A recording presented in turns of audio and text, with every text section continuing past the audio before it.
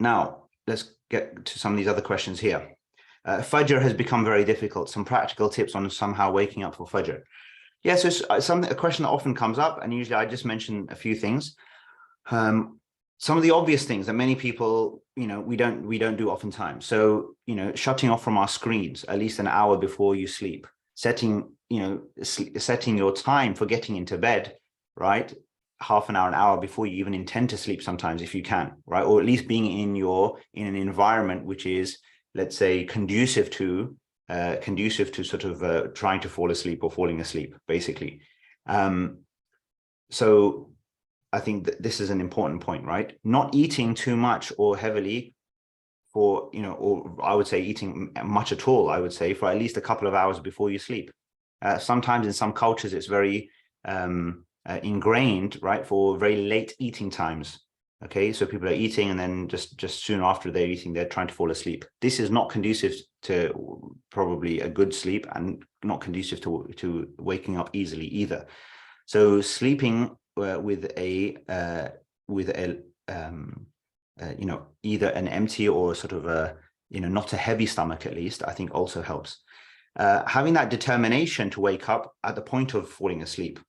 So really, really getting into bed thinking like, I really want to be able to rest and I really want to get up, and asking Allah to assist you and help you in that, and to try to, follow or to think about some of the practices, prophetic practices that we are aware of in relation to falling asleep and the state of mind and heart that we should have at that time of falling asleep.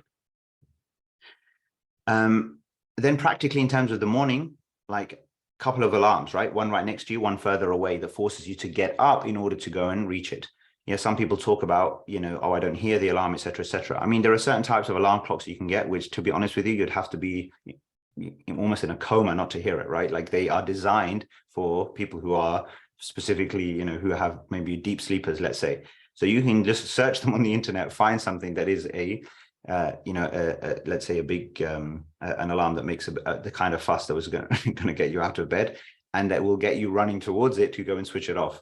And since you're up, now you have to get up, you've walked a few steps, hopefully that momentum carries you all the way, to the bathroom where you can obviously prepare yourself for your prayers. Getting others to help you as well. So depending on who else is in the household, to make it a collective affair. So you ask others to help you out in terms of trying to help wake you up as well, because sometimes doing that ourselves is not easy. So I think a combination of all of these different things, having a certain, again, I do think a lot of it is in the mindset. I think that sometimes there are just some physical, and sometimes uncontrollable situations that come up, or the things that may happen that may prevent us from waking up.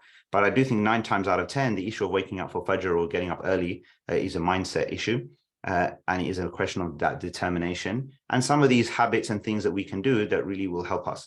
Oftentimes soon after, once I'm up and if I'm feeling that groggy kind of thing, I often will wash my face with cold water, whatever even in winter, use cold water. Sometimes I open a window, stick my head out the window, take some deep breaths just to like freshen me up, just get up, wake up quickly, basically. So these kinds of things you can all, can try these various types of tips or techniques.